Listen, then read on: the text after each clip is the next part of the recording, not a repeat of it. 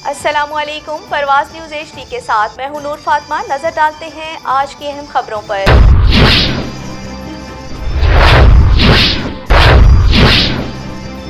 पकड़े ने उन्हें जरा इन्हें तो ना कि भाई वो शहजाद अहमद जरा चोरी के मुलविस है उन्होंने तशद्दुद करते रह गए जिन्हें को पहले चाहते हैं उन्हें कर वाला जरा असा वाला मिलते रह गए सबको ऐसे जो असदुल्ला साहब को सब कहना मिलन देना इजाज मारा वाला आखे भाई इतनी भाई जान सारा जवान घर बैठा है रात चोरी थी है सवेरे पकड़ गए बे बंदे बोला वो बंदे बात बहन सारे जवान घर बैठे घर पकड़ गए बोला कौन है।